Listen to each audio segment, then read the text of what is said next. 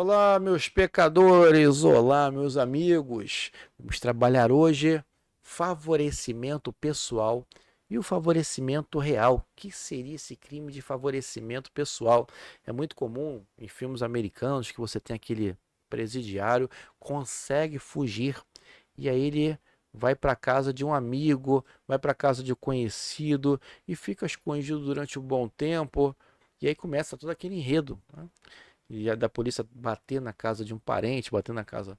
Mas sempre o amigo acaba recebendo o sujeito enquanto ele tenta provar que é inocente. Então, quando eu penso nesse contexto, eu penso ali no favorecimento pessoal. O que seria o favorecimento pessoal? Auxiliar a subtrair-se à ação de autoridade pública, autor de crime, a que é cominada a pena de reclusão, detenção de 1 a 6 meses e multa.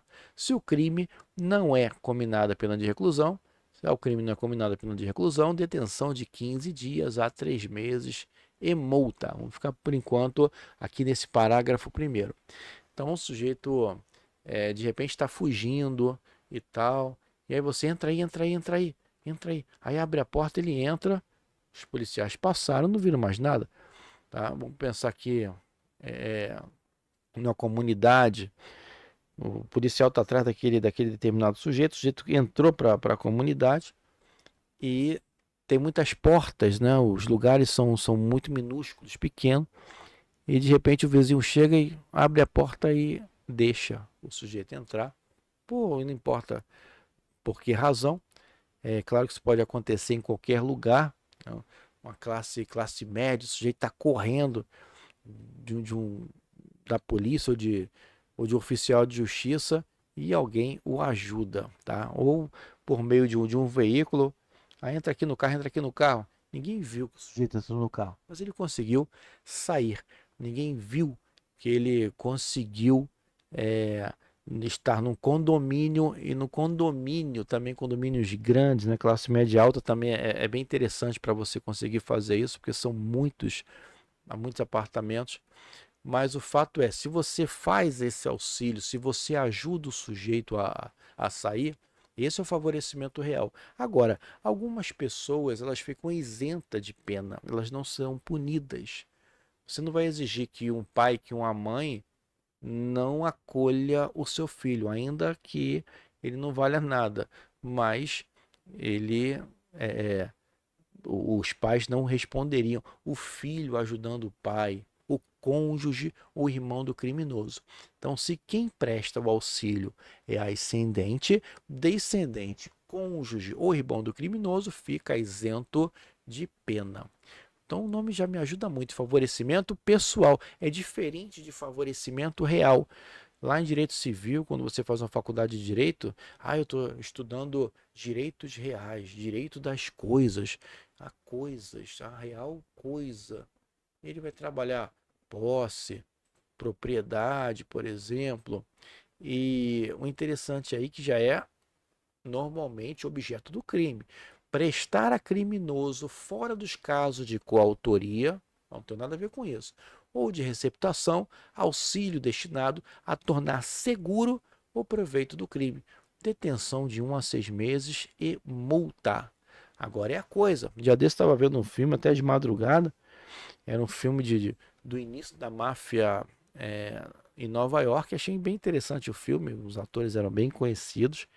E de repente tem uma cena de um sujeito com 3 ou 4 revólveres dentro de um saco, estava nas suas mãos, e a polícia começou a seguir numa feira. E aí ele foi saindo, saindo, saindo. Daqui a pouco ele entrou em umas vielas umas casas bem populares e tinha um cara com a janela aberta. Esse que estava fugindo da polícia entregou o saco para ele e falou: Me faça um favor, guarda com você que outro dia eu pego. E aí ele saiu. Claro que os policiais, quando pegaram esse sujeito, ele já estava sem o saco e o produto do crime já não estava mais com ele. E o que aceitou aqueles revólveres, né, que não sabia em princípio o que era, ele guardou. Depois ele foi ver que era, até com a esposa dele, realmente eram revólveres e tal. E numa semana seguinte, aquele bandido retornou àquele lugar e retomou aqueles, aqueles objetos e acabaram ficando amigos. E quem virou o chefe da máfia foi inclusive o que estava com a janela aberta, que aceitou ali ficar com a coisa. Houve o que ali? Favorecimento real, tá? Então aqui, diferentemente do favorecimento pessoal, não tem essa história de isenção de pena para ascendente, descendente, cônjuge ou irmão do criminoso, não. Aqui a lei já não fala nada. Então, mais uma vez, prestar a criminoso, fora dos casos de coautoria ou de receptação, auxílio destinado a tornar seguro o proveito do crime, detenção de 1 a 6 meses e multa. E o 349A, para fechar aqui, indexar, promover, intermediar, auxiliar ou facilitar a entrada de aparelho telefônico móvel, de rádio ou similar sem autorização legal em estabelecimento prisional, detenção de 3 meses a 1 ano.